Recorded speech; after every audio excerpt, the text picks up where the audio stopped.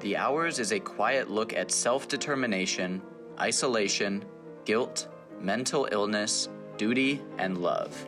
It was critically lauded upon release and nominated for 9 Oscars. It explores the lives of 3 women in 3 different years: 1923, 1951, and 2001. Their names are Virginia Woolf, Laura Brown, and Clarissa Vaughn. They're all located in vastly different times and places, but their lives are much more similar than you would think. Director Stephen Daldry uses several purposeful elements of mise-en-scène to bind these stories together and swiftly communicate the similarities these women have. Montage is used several times, the first of which introduces us to our 3 protagonists. They're all lying in bed, which serves as our first visual motif hinting at their similarity. We're introduced to all 3 by their partners, who are all going about business outside of the home and return to check on our heroines. When they finally get out of bed, the first thing they do is inspect themselves in the mirror, and they're clearly dissatisfied with what they see. Flowers serve as the next visual motif, as they're present in all 3 time periods. Clarissa gets roses, Laura is brought yellow flowers, and Virginia gets blue flowers from her maid.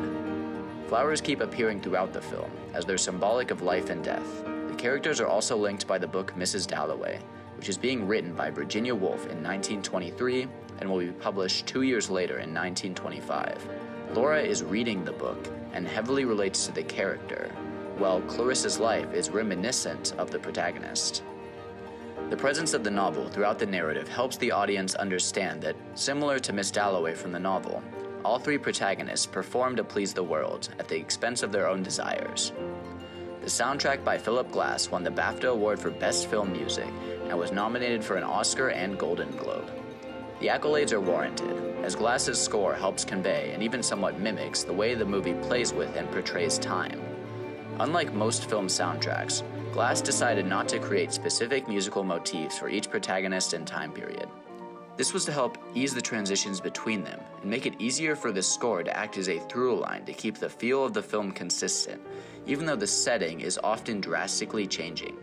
We're intermittently cutting between these 3 women in their separate eras, which is inherently disorienting, but Glass's score helps ground the nonlinear presentation of the film. Unlike the costumes, sets, and performances, the music remains consistent throughout, as it has a timeless quality to it. Piano was chosen for this task, as it's more personal and timeless.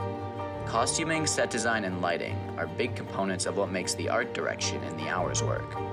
Period pieces such as this film, which have segments that take place in the past, can be hard to make work due to the fact that period-accurate props, costumes, and settings are required to ground the audience in the time period. Costume colors clue the audience in on the characters' internal worlds. Virginia Woolf spends most of the movie wearing a blue, white, and red outfit. This clues us into her complicated and conflicted mental state. Only when she decides to leave does she switch to a brown outfit, with blue rectangles on the front. Brown tells us that a character is about to do something difficult. It represents the hardships of life.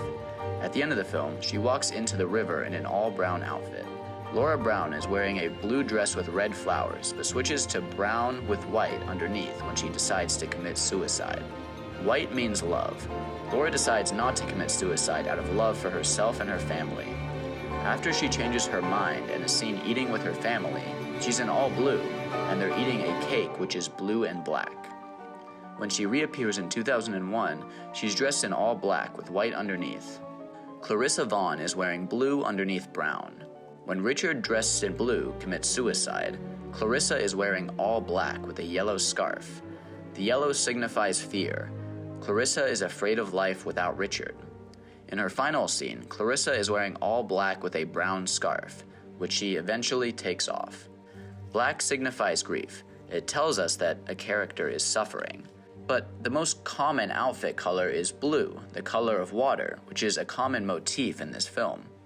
It signifies how, in life, you either sink or swim. All 3 characters are drowning in their suffering, and the unanswered question is whether Clarissa will sink like Virginia or swim like Laura.